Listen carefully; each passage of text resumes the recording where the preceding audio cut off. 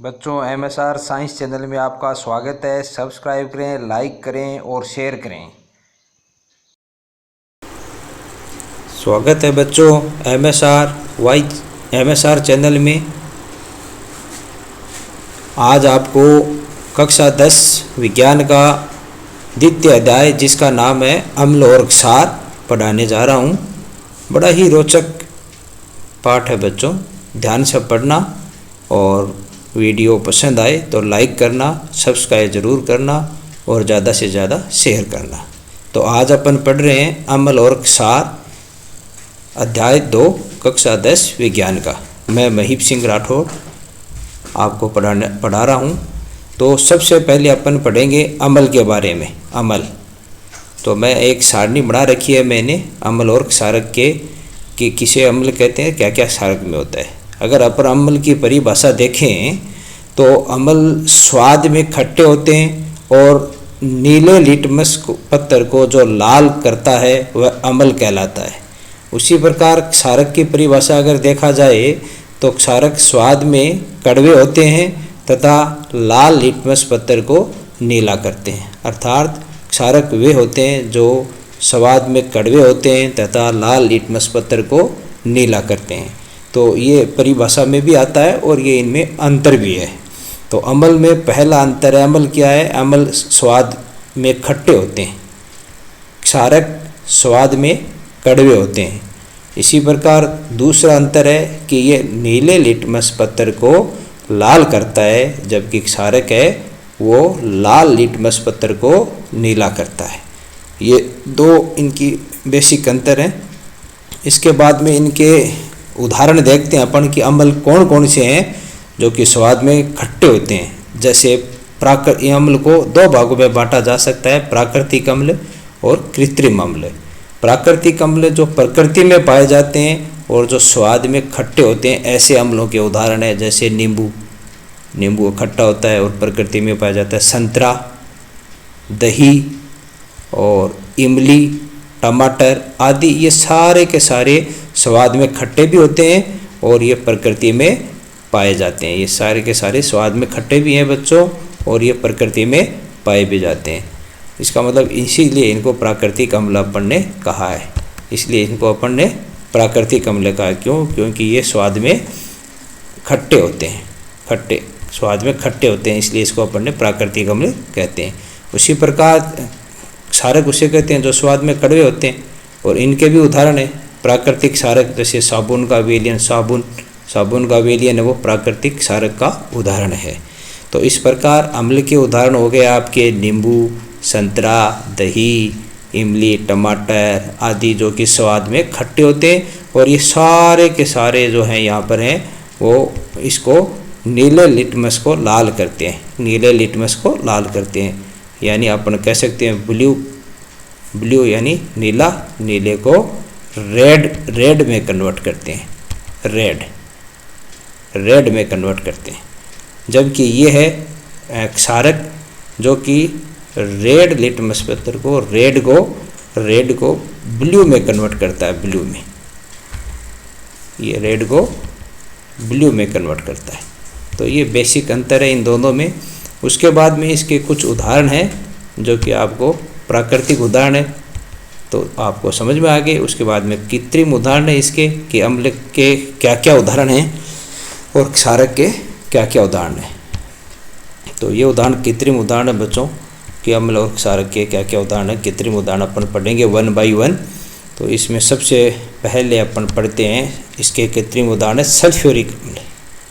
ये अम्ल के कृत्रिम उदाहरण है सल्फ्यूरिक अम्ल, हाइड्रोक्लोरिक अम्ल, नाइट्रिक अम्ल और एसिटिक अम्ल। ये 4 अम्ल हैं जो कि प्रयोगशाला में बनाए जाते हैं। कृत्रिम अम्ल उसे कहते हैं जिनको अपन प्रयोगशाला में बनाते हैं। उसी प्रकार कृत्रिम क्षारक के उदाहरण हैं sodium hydroxide, potassium hydroxide, magnesium hydroxide, ammonium hydroxide और कैल्शियम हाइड्रोक्साइड बच्चों। तो ये ऊपर वाले उदाहरण थे, ये तो थे प्राकृतिक उदाहरण अम्ल और क्षार के, और ये हैं कृत्रिम उदाहरण अम्ल और क्षार के। इन सारों के सूत्र भी हैं बच्चों। जैसे सल्फ्यूरिक अम्ल है तो सल्फ्यूरिक अम्ल का सूत्र अपने होता है H। सल्फ्यूरिक अम्ल जो को अम्ल का राजा कहा जाता है उसका सूत्र होता है H2SO, H2SO4, H2SO4 इसका सूत्र है, ये अम्ल का राजा है। उसी प्रकार हाइड्रोक्लोरिक अम्ल का भी सूत्र है, हाइड्रोक्लोरिक अम्ल इसका भी सूत्र होता है, इसको कहते हैं HCl, H हाइड्रो और ये Cl क्लोरीन, तो ये हाइड्रोक्लोरिक अम्ल कहलाता है। उसी प्रकार इसका भी फॉर्मूला है। इन सभी के फॉर्मूले बच्चों याद करना है, एग्जाम में पूछे जाते हैं, कई बार पूछा जाता है कि अम्लों का राजा कौन सा है, तो सल्फ्यूरिक अम्ल है वो अम्लों का राजा भी है और इसका सूत्र H2SO4 सूत्र है। उसी प्रकार नाइट्रिक अम्ल को देखें तो इसका फॉर्मूला होता है HNO3,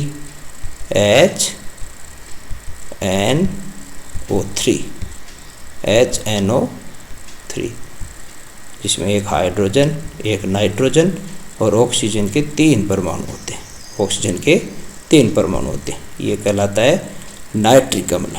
उसी प्रकार एसिटिक अम्ल होता है, एसिटिक अम्ल इसका फॉर्मूला होता है CH3, जिसमें C कार्बन है, H हाइड्रोजन है, H3 हाइड्रोजन के 3 परमाणु और ये COOH,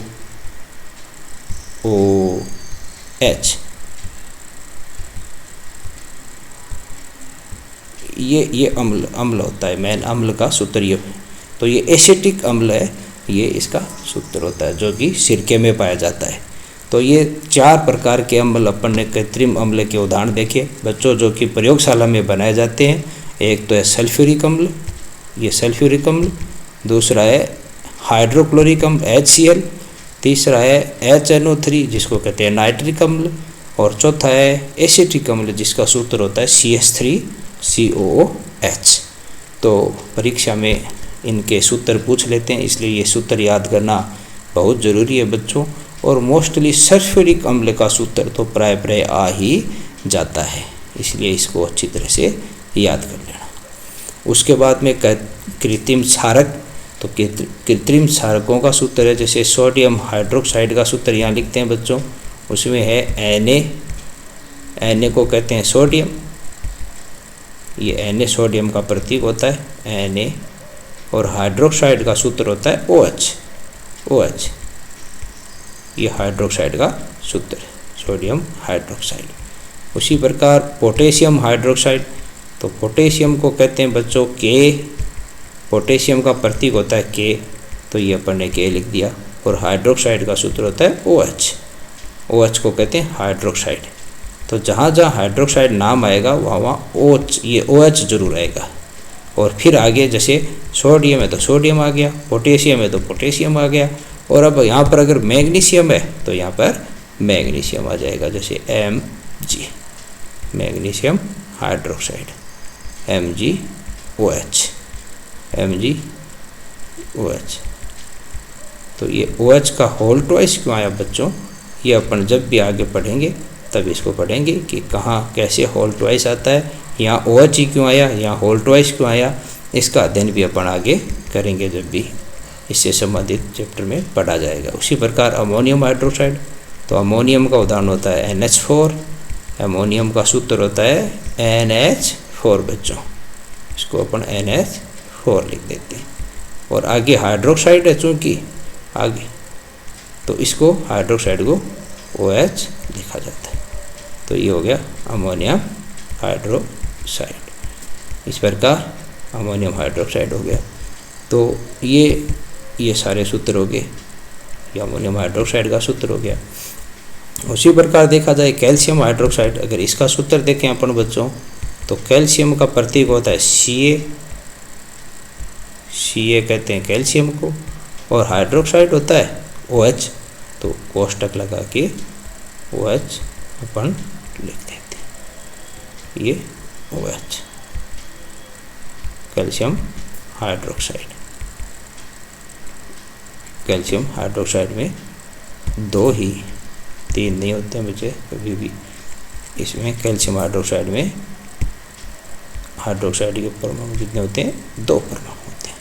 तो ये कितने होते हैं, कहाँ 3 होते हैं, एल्यूमिनियम हाइड्रोक्साइड में 3 होते हैं, ये अपन कैसे पता चलता है, इसके बारे में अपन आगे अध्ययन करेंगे। आज अपना जो चैप्टर है वो अम्ल और क्षार के बारे में है, इसलिए अपन अम्ल किसे कहते हैं, क्षार किसे कहते हैं, इसके बारे में अध्ययन करेंगे।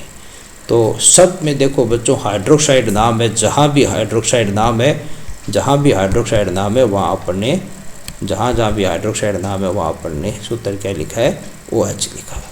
OH हाइड्रोक्साइड का OH होता है। और सोडियम क्या होता है, सोडियम का Na होता है, सोडियम का Na होता है, इसलिए Na लिख दिया अपन ने। उसी प्रकार यहाँ पोटेशियम है तो यहाँ पोटेशियम लिख दिया, K प्रतीक। हाइड्रोक्साइड है तो हाइड्रोक्साइड का OH लिख दिया। उसी प्रकार मैग्नीशियम है तो यहाँ मैग्नीशियम का Mg प्रतीक होता है, हाइड्रोक्साइड को OH कहते ही हैं। उसी प्रकार अमोनियम है NH4 कहते हैं, हाइड्रोक्साइड को OH कहते ही हैं। कैल्शियम को कैल्शियम है, हाइड्रोक्साइड को OH कहते हैं, तो कैल्शियम OH का होल ट्वाइस, ये कैल्शियम हाइड्रोक्साइड का सूत्र है। तो बच्चों इसमें अपन ने ये देखा कि कृत्रिम जो क्षारक होता है उसमें OH आ रहा है, सब में OH आ रहा है, सब में यहाँ OH आ रहा है। जहाँ जहाँ क्षार है वहाँ सब यहाँ पर OH का लास्ट में OH आ रहा है। इसका मतलब क्षार की पहचान ऐसी हो सकती है कि जिसके अंत में OH हो वो अपन कह सकते हैं मोटे मोटे तौर पर वो क्या होता है, क्षार होता है। और जहाँ पर H हो, प्रारंभ में H हो, वो मोस्टली क्या कहलाते हैं, अम्ल कहलाते हैं। वो क्या कहलाते हैं, अम्ल। तो इस प्रकार अपन ने क्षारक और अम्ल के बारे में बच्चों पढ़ा कि इसके क्षार है जो सबसे पहले अपन ने ये पढ़ा कि इसके जो विलयन होता है, इसमें क्षारक में अपन ने सबसे पहले पढ़ा कि ये खट्टे होते हैं, जबकि ये अम्ल है वो खट्टे होते हैं, और क्षारक हैं वो कड़वे होते हैं। दूसरा अपन ने पढ़ा कि अम्ल है वो नीले लिटमस को लाल करता है, यानी ब्लू को रेड करता है, और क्षारक है वो रेड को ब्लू करता है। तीसरा अपन ने इसके उदाहरण पढ़े, बहुत सारे इसके उदाहरण पढ़े कि ये क्या क्या उदाहरण इनके सब के पढ़े कि नींबू, संतरा, दही, टमाटर, इमली, इनमें सब में क्षारक, इनमें सब में अम्ल पाया जाता है। नींबू में कौन सा अम्ल है, संतरे में कौन सा अम्ल है, दही में कौन सा अम्ल है, ये भी अपन विस्तार से आगे पढ़ेंगे। फिर अपन ने यहाँ पर इन सारों का सूत्र पढ़ा, इनका कि सब का क्या फॉर्मूला होता है। तो इस प्रकार अपन ने बच्चों ये अम्ल क्षार के बारे में यहाँ पर अपन ने अध्ययन थोड़ा आज किया। तो ये एक मैंने खुद के नोट्स बना रखे हैं जिसमें मैंने अम्ल क्षार के बारे में आपको बताया। तो ये आप थोड़ा सा इस टेबल का स्क्रीनशॉट ले सकते हैं बच्चों कि क्या डिफरेंस है अम्ल और क्षार में। ये मोटे मोटे 3 डिफरेंस हैं। उसके बाद 2 और भी अंतर है जो कि मैं नीचे टेबल में देखता हूँ। ये 3 अंतर तो है ही है, तो और हैं कि अम्लों का pH मान 7 से कम होता है। एक pH स्केल होती है जो में बताती है कि अम्ल का pH कितना होता है, क्षार का pH कितना होता है। तो उसके बारे में अपन आगे पढ़ेंगे। तो अम्लों का pH बच्चों होता है 7 से कम, यानी जिस pH स्केल नापने का है कि अम्ल है, क्षार है, कितना प्रबल है और कितना दुर्बल है। तो जो 7 से नीचे pH स्केल में जिसका मान आता है वो अम्ल कहलाते हैं, और जो 7 से ऊपर pH स्केल में जिसका मान है वो क्या कहलाते हैं, क्षार कहलाते हैं, अधिक बड़े। और उसी प्रकार बच्चों जलीय विलयन में अगर इसको घोलें, अम्ल को जलीय विलयन में घोलें, यानी इन अम्लों को अपन जलीय विलयन में घोलें, जैसे सल्फ्यूरिक अम्ल है, हाइड्रोक्लोरिक अम्ल है, नाइट्रिक अम्ल है, एसिटिक अम्ल है, इनको अगर अपन जलीय विलयन में घोलते हैं तो घोलने पर जो H+ आयन देते हैं, H+ आयन, वो सारे के सारे अम्ल होते हैं। और जिनको जलीय विलयन में घोलने पर OH- आयन देंगे, OH- आयन, वो सारे के सारे क्षारक कहलाते हैं। तो एक ये भी तरीका है कि अलग अलग करने का कि अम्ल कौन सा है और क्षार कौन सा है। तो इसको भी आइडेंटिफाई करने का तरीका है कि जिसको विलयन में घोलने पर H+ आयन देता है वो अम्ल है, और जो OH- आयन देता है वो क्षार है। तो इस प्रकार बच्चों अपन ने अम्ल और क्षार में एक मोटा मोटा अंतर देखा। उसके बाद में अपन किताब की ओर चलते हैं। आपकी किताब में जैसे ही क्या लिख रखा है उसमें अपन अध्ययन करते हैं। उसमें पाठ का आपके चैप्टर का नाम है अम्ल और क्षार। अम्ल और क्षार चैप्टर का नाम है वन बाय वन अध्ययन करेंगे इसमें कि क्या अमल है और क्या क्षार है। तो बुक में अगर देखा जाए तो ये अम्ल क्षार के बारे में बता रखा है, यहाँ पर गुण धर्म बता रखे हैं, लेकिन मैंने आपको सारणी में बड़े डिटेल से ये चीज़ बताई है कि क्या अम्ल और क्या क्षार है, इसमें किताब में दे रखा है। अब अगर अपन आगे बढ़ते हैं कि अम्ल क्षार के बारे में, ये बुक का पहला चैप्टर है, मैंने इसके बारे में बड़े विस्तार से समझा दिया यहाँ पर। उसके बाद में यहाँ अम्ल और क्षार के रासायनिक गुण धर्म दे रखे हैं। रासायनिक गुण धर्म यानी क्या क्या इसमें रसायन होते हैं। तो जैसे प्रयोगशाला में अम्ल व क्षार, जिसको अपन कृत्रिम अम्ल व क्षार कहते हैं, इसके बारे में मैंने आपको काफ़ी पहले ही बता दिया है कि किस प्रकार से प्रयोगशाला में क्षार को, इसको अम्ल और क्षार को अपन कैसे समझाएंगे। तो इसमें सबसे बड़ी बात है, तो देखा जाए तो देखो, हाइड्रोक्लोरिक अम्ल को HCl कहते हैं, ये मैंने सारणी में भी समझाया। सल्फ्यूरिक अम्ल को H2SO4 कहते हैं, ये भी एक प्रकार का अम्ल है, नाइट्रिक अम्ल है, इसका भी सूत्र अपन ने अभी सारणी में देखा था, लिखा था। उसी प्रकार ये एसिटिक अम्ल है, और ये सोडियम हाइड्रोक्साइड, यानी जहाँ भी हाइड्रोक्साइड आ जाए, OH आ जाए, वो क्या होते हैं बच्चों, सारे क्षार होते हैं। तो ये सोडियम हाइड्रोक्साइड क्षार का उदाहरण है। कैल्शियम हाइड्रोक्साइड भी क्षार का उदाहरण है। पोटेशियम हाइड्रोक्साइड भी एक क्षारक है। मैग्नीशियम हाइड्रोक्साइड भी एक क्षार है, और अमोनियम हाइड्रोक्साइड भी एक क्षार है। तो ये रासायनिक सूत्र हैं अम्लों के और क्षारकों के, जिनके नाम हिंदी में ये नाम है और ये सूत्र हैं। तो इनको अच्छी तरह से आप तैयार करो, इनको याद करो, ये परीक्षा में आते हैं कि रासायनिक सूत्र क्या है अम्लों के। जैसे सल्फ्यूरिक अम्ल आ गया, सल्फ्यूरिक अम्ल आ गया, और सल्फ्यूरिक अम्ल का रासायनिक सूत्र पूछ लिया कि सल्फ्यूरिक अम्ल का रासायनिक सूत्र लिखिए। तो ये सल्फ्यूरिक अम्ल का रासायनिक सूत्र है बच्चों, ये सल्फ्यूरिक अम्ल का रासायनिक सूत्र H2SO4। तो ये एक महत्वपूर्ण सूत्र है, तो इन सारों को अच्छी तरह से याद करना चाहिए बच्चों, इसलिए अच्छी तरह से आप याद करो इनको। उसके बाद में अगर अपन आगे आए किताब में, तो किताब में दे रखा है, देखो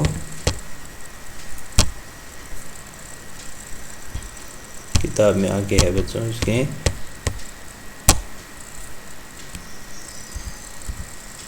लिटमस पत्थर के लिए कि ये नीले लिटमस को कौन लाल करता है, क्या है। तो ये अपन ने पढ़ ही लिया था बच्चों कि नीले लिटमस को लाल करता है वो तो अम्ल होता है, और जो लाल को नीला करता है वो क्षारक होता है।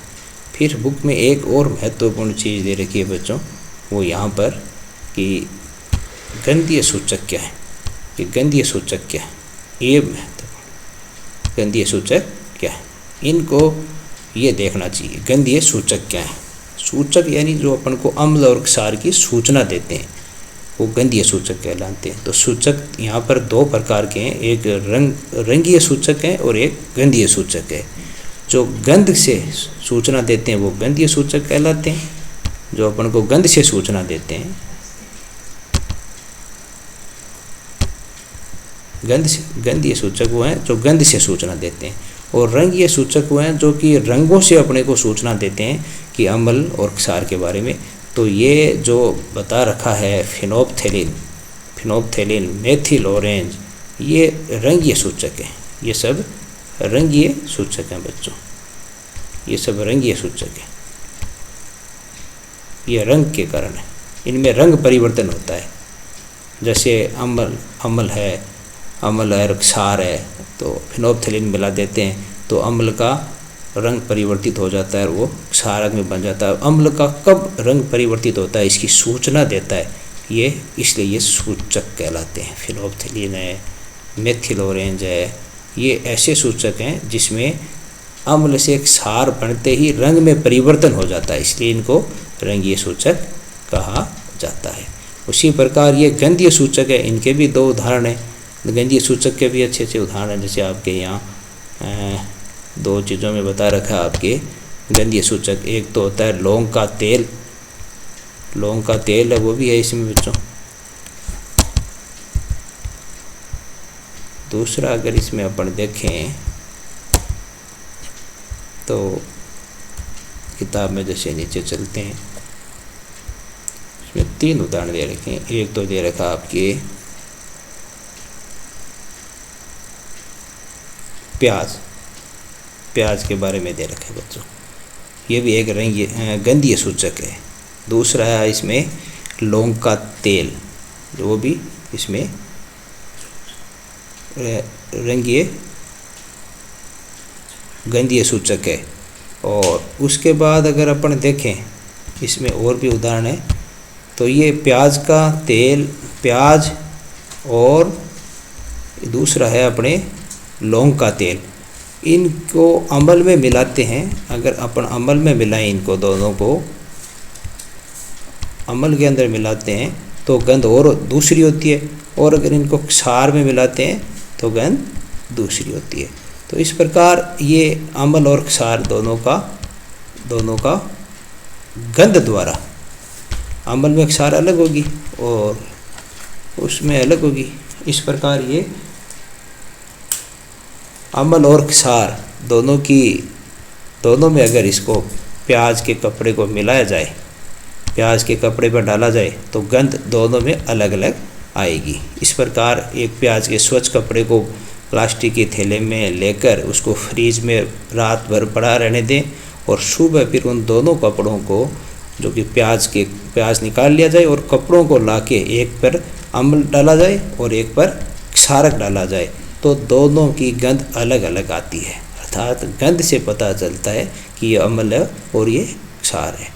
तो ये गंध की सूचना देते हैं, इसलिए इसको गंधीय सूचक कहा गया। गंध दोनों में अलग अलग हो जाती है, तो अम्ल में अलग होती है, क्षार में अलग होती है। उसी प्रकार इसका अन्य उदाहरण भी है जो इसमें दे रखा है आपके। तो इसलिए ये जो इस प्रकार के सूचक अगर देखे जाए तो सूचक बच्चों 2 प्रकार के सूचक होंगे। एक तो रंग द्वारा, जो कि रंग बताते हैं, रंग से बताते हैं, सूचना देते हैं कि अम्ल और क्षार है, और दूसरी सूचना देते हैं अपन को गंध द्वारा, तो ये गंधीय सूचक कहते हैं। तो गंधीय सूचक के 2 उदाहरण बताए आपको, एक तो प्याज और दूसरा जो तेल के बारे में अपन ने जिक्र किया वो है। तो बच्चों जैसे मैंने आपको बताया था कि गंधीय सूचक होते हैं, वो पहले तो गंधीय सूचक में मैंने आपको एग्जांपल दिया था कि एक वेनिला भी होता है, वेनिला, तनु वेनिला और लौंग का तेल, ये भी गंधीय सूचक होते हैं। उससे पहले अपन ने उदाहरण दिया था प्याज का, प्याज भी उससे पहले उदाहरण दिया था प्याज।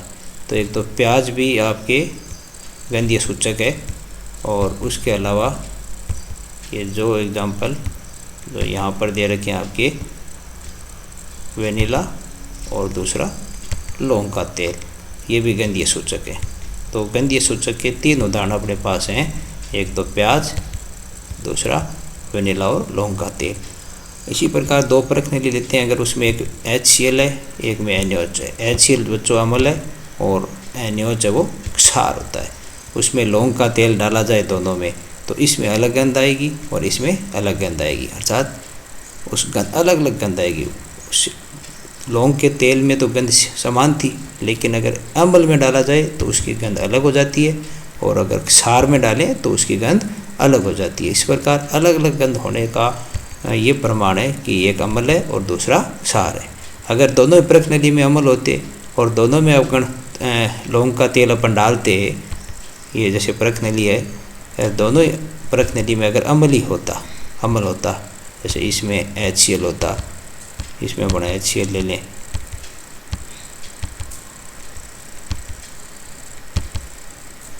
और इसमें अगर मान लो अपन ने नाइट्रिक अम्ल ले लिया। अब इन दोनों में अगर लौंग डाला जाए, ये लौंग का तेल डाला जाए, इन दोनों में लौंग का तेल अगर डाला जाए, तो एक इसमें भी डालो और एक इसमें डालें। दोनों में अगर लौंग का तेल डालें तो दोनों में समान गंध आएगी, क्योंकि ये भी अम्ल है और वो भी अम्ल है, दोनों अम्ल थे इसलिए समान गंध है। और अगर अम्ल की जगह एक प्रखनली में अपन क्षार मिला लें, अगर इसकी जगह अपन क्षार ले लें यहाँ पर, तो यहाँ पर अगर क्षार ले लिया जाए, यहाँ पर एक प्रश्नली में अपन क्षार भर दें, तो बच्चों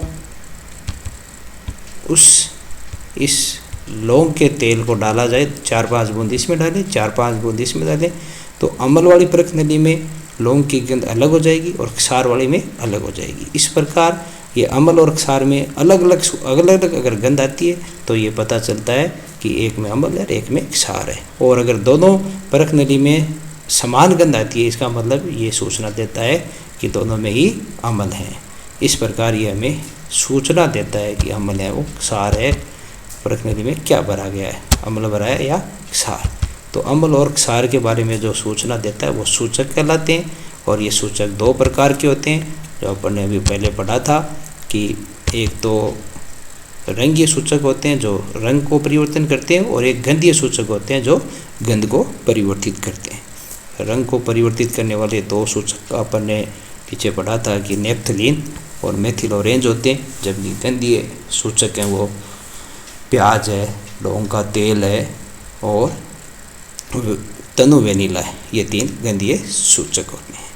उसके बाद में बच्चों अपन अगला टॉपिक पढ़ेंगे, जो ये आपके अम्ल व क्षार के साथ कैसे अभिक्रिया करता है। अम्ल तथा क्षार धातु के साथ कैसे अभिक्रिया, धातु के साथ कैसे अभिक्रिया करता है, ये अपन पढ़ेंगे।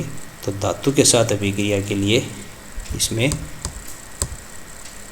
ये प्रयोग दे रखा है बच्चों। सबसे पहले तो इस प्रयोग के बारे में मैं आपको समझाता हूँ कि अम्ल व धातु के साथ क्रिया करके हाइड्रोजन गैस मुक्त करते हैं। सबसे बड़ी बात है कि अम्ल धातु के साथ क्रिया करके हाइड्रोजन गैस मुक्त करते हैं।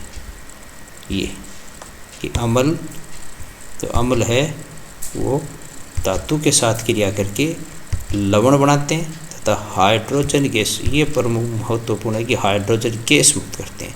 सारे अम्ल धातुओं के साथ क्रिया करके कौन सी गैस मुक्त करते हैं, हाइड्रोजन यानी H2 गैस मुक्त करते हैं। ये H2 गैस मुक्त करते हैं। ये अम्लों की विशेषता है कि सारे अम्ल धातुओं के साथ क्रिया करके और H2 गैस मुक्त करते हैं। इसके कई उदाहरण हैं जो कि अपन 1 बाय 1 लेंगे। उदाहरण सब कौन कौन से उदाहरण हैं देखते हैं अभी। तो इसके लिए मैं सबसे पहले एक प्रयोग जो आपको किताब में दिखा रखा है उसके बारे में अध्ययन करेंगे। प्रयोग बहुत ही महत्वपूर्ण है बच्चों, कई बार परीक्षा में इस प्रयोग का जिक्र परीक्षा में आता है। ये प्रयोग कई बार परीक्षा में पूछा जाता है। तो कोई सी, जैसे इसमें क्या है कि नीचे जो टुकड़े लिए गए हैं, यहाँ पर ये टुकड़े लिए गए हैं, ये दानेदार जिंक, ये जिंक के टुकड़े हैं। जिंक जिसको अपन जडन सूत्र है, उसके टुकड़े लिए जाते हैं यहाँ पर। और इन टुकड़ों को ऊपर से सल्फ्यूरिक अम्ल डाला जाता है यहाँ से, H2SO4, जिसका सूत्र अपन ने पीछे भी पढ़ा था। सल्फ्यूरिक अम्ल को क्या कहते हैं बच्चों, H2SO4 जिसको कहते हैं वो उसका राजा भी कहलाता है। तो इसको डाला जाता है यहाँ से इसको अंदर डाला जाता है। जैसे ही इसको यहाँ से अंदर डालते हैं तो एक गैस मुक्त होती है, उस गैस का नाम है H2 गैस। वो गैस बनती है, लेकिन अपन को बच्चों ये पता नहीं कि कौन सी गैस बनी। ये गैस बन के इसके द्वारा, इस नली द्वारा कहाँ पर आती है, यहाँ पे आती है बच्चों, यहाँ पे। और ये जो पात्र है, ये जो बीकर है, उसमें साबुन का पानी भरा रहता है, साबुन का। तो जैसे ही ये गैस इससे आकर बाहर निकलेगी तो साबुन के पानी में, जैसे ही अपन एक खिलौना देखा होगा बचपन में जिसमें बुलबुले होते हैं, साबुन का पानी होता है और उसमें से अपन ऐसे निकाल के फूंक देते हैं, फूंक मारने पर बाहर बहुत सारे गुब्बारे निकलते हैं। वो उसी विधि से ये काम करता है। इसमें जैसे ही गैस आती है, साबुन के पानी के बुलबुले बाहर निकल जाते हैं और ये हवा में फैल जाते हैं। अब ये बुलबुले हवा में फैल रहे हैं, इससे ये सिद्ध होता है कि ये गैस है, ये गैस है। लेकिन कौन सी गैस है ये पता नहीं है। ये भाई गैस है, लेकिन कौन सी गैस है ये पता नहीं है बच्चों। है ये गैस, कौन सी गैस है इसका पता लगाने के लिए एक अपन प्रयोग करते हैं कि एक जली हुई मोमबत्ती इनके पास ले जाते हैं। अगर जली हुई मोमबत्ती फटफट की अवधि में, इसकी ध्वनि में फटफट की ध्वनि में के साथ जलती है, इसका मतलब ये H2 गैस है, क्योंकि H2 गैस हमेशा विस्फोट के साथ जलती है। हाइड्रोजन गैस हमेशा विस्फोट के साथ जलती है, ये इसकी विशेषता है। तो इसका मतलब जो जिंक के टुकड़े थे, जो धातु थे, उसकी क्रिया अपन ने अम्ल से कराई। कौन सा अम्ल? सल्फ्यूरिक अम्ल से कराई। तो गैस निकली, वो गैस यहाँ बुलबुले से बाहर निकली, उसको अपन मोमबत्ती के द्वारा उसको आग लगाई। आग लगाने पर उसमें फटफट की ध्वनि से वो गैस जली। इससे ये सिद्ध होता है बच्चों कि ये जो गैस थी, वो गैस निकली थी, वो हाइड्रोजन गैस थी। इस प्रकार चाहे यहाँ पर कौन सा ही आप अम्ल ले लो जो, और यहाँ कौन सा भी धातु ले लो, लेकिन जो गैस निकलेगी वो कौन सी निकलेगी? हाइड्रोजन गैस निकलेगी। तो इसलिए ये अपने आप में महत्वपूर्ण हो गया कि अम्लों के साथ क्रिया करके धातु कौन सी गैस देते हैं बच्चों? हाइड्रोजन गैस देते हैं। और इसकी समीकरण भी है जो अपन ने प्रथम अध्याय में पढ़ी थी। इसलिए ये प्रयोग महत्वपूर्ण है बच्चों, बार बार परीक्षा में आ भी जाता है। इसको अच्छी तरह से ध्यान में रखते हुए आप इनको याद करना। इसकी समीकरण अपन ने प्रथम अध्याय में भी पढ़ी थी। तो ये मोस्ट है बच्चों, महत्वपूर्ण है। इस पर यह प्रयोग परीक्षा में पूछा जाता है कि दानेदार जिंक के टुकड़ों के साथ सल्फ्यूरिक अम्ल की अभिक्रिया एवं जलवन द्वारा हाइड्रोजन गैस की जांच। ये अपन यहाँ जांच कर रहे हैं कि जो गैस निकली वो हाइड्रोजन गैस ही थी।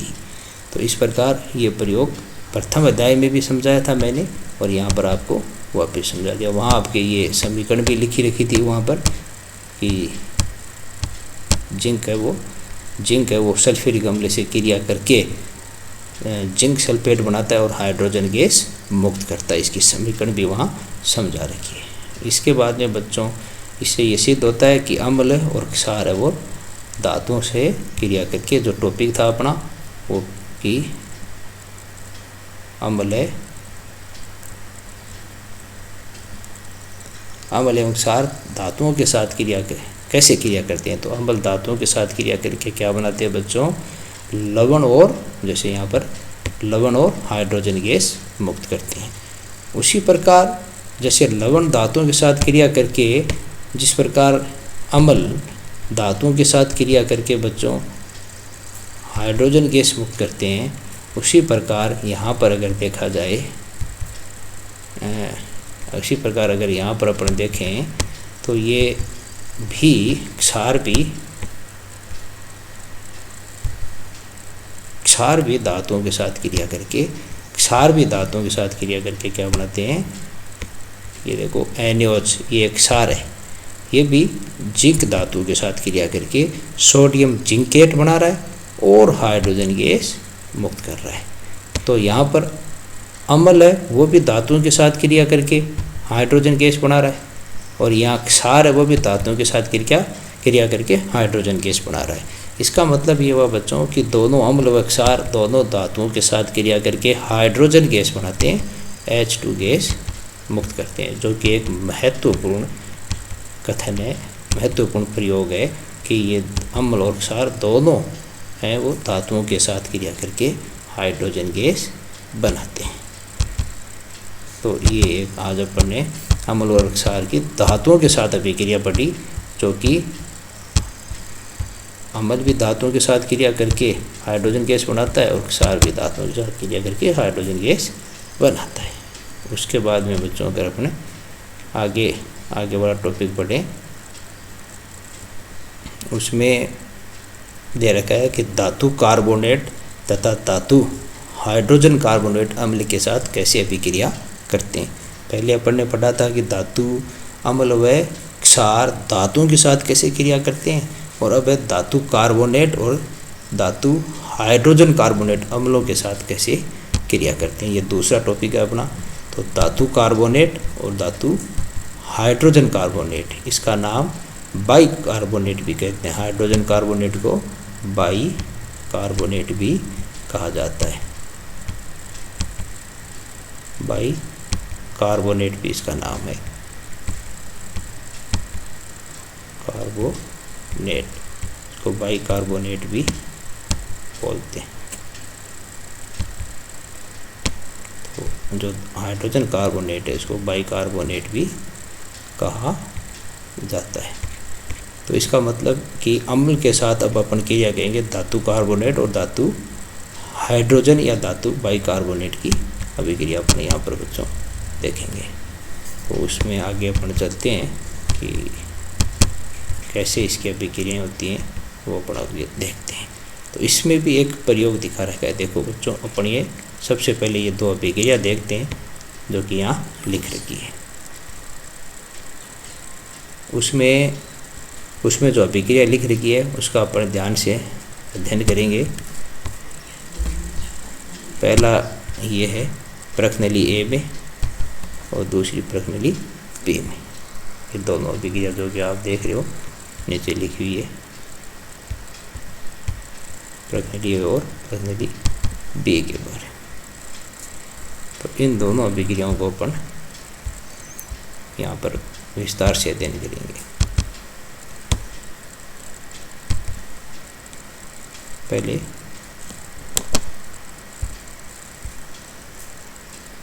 ये प्रश्नली ए और वो प्रश्नली बी। तो प्रश्नली में इसको हाईलाइट किया बच्चों ताकि ध्यान से दिखाई दे। प्रश्नली ए इसको कहते हैं सोडियम कार्बोनेट, ये सोडियम कार्बोनेट, ये सोडियम कार्बोनेट और ये सोडियम बाइकार्बोनेट का फॉर्मूला।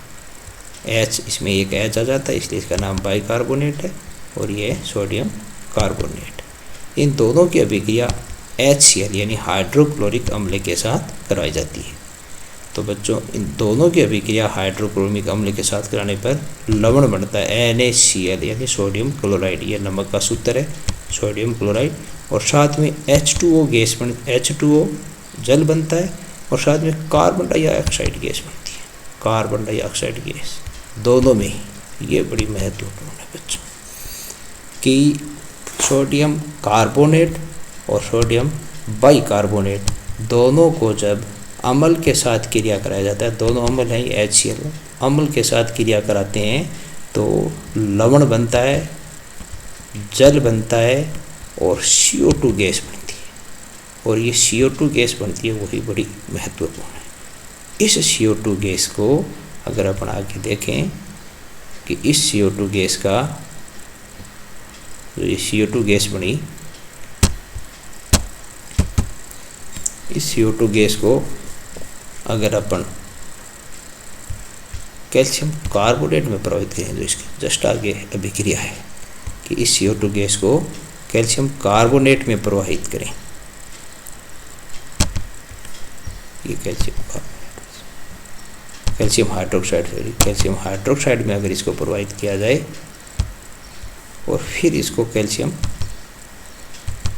कार्बोनेट में प्रवाहित करें, यहाँ पे दोनों दे रखें, तो क्या होता है। ये बड़ा ही रोचक प्रयोग है जो कि अपन आज समझेंगे कि इसमें जो यहाँ पर जो बच्चों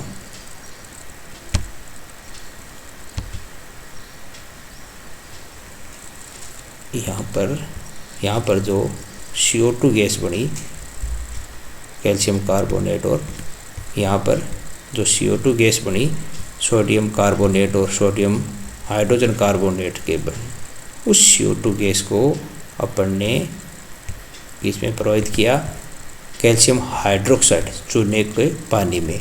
और उसको चूने के पानी में जब प्रवाहित किया जाता है तो कैल्शियम कार्बोनेट बनता है।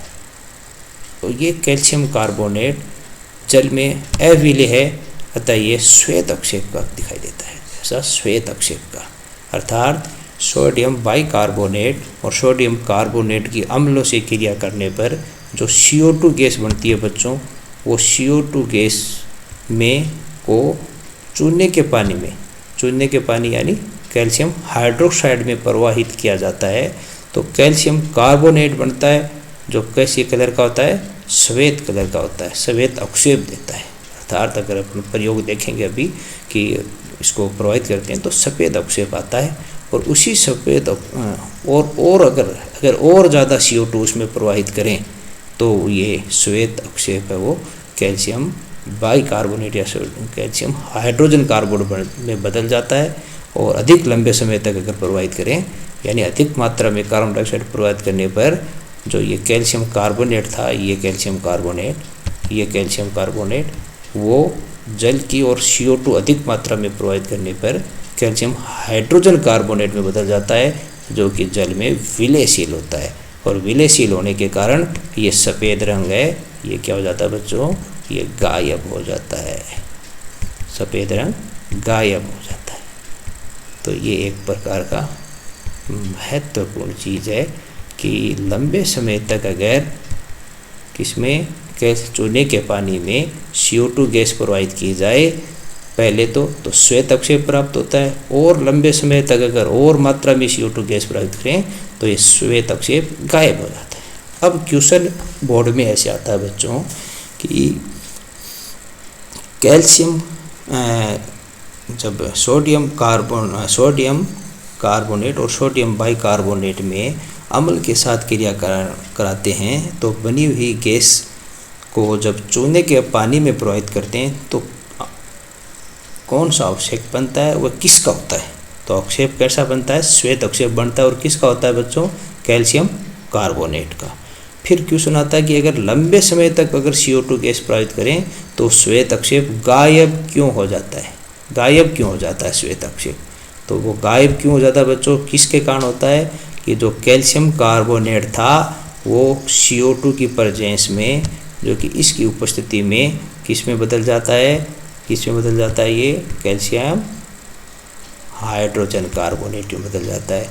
और चूँकि कैल्शियम हाइड्रोजन कार्बोनेट है वो जल में विलयशील है, घुलनशील है, अतः वो श्वेत अवक्षेप गायब हो जाता है। तो ये एक महत्वपूर्ण प्रश्न है और ये कहाँ बोर्ड की परीक्षा में आता है। कैल्शियम कार्बोनेट क्या होता है, चूने का पत्थर होता है, खड़िया पत्थर होता है, चौक जो कि अपन बोर्ड पर लिखते हैं वो भी कैल्शियम कार्बोनेट की बनी होती है, संगमरमर का पत्थर होता है, मार्बल, ये सब कैल्शियम कार्बोनेट के विभिन्न रूप होते हैं बच्चों।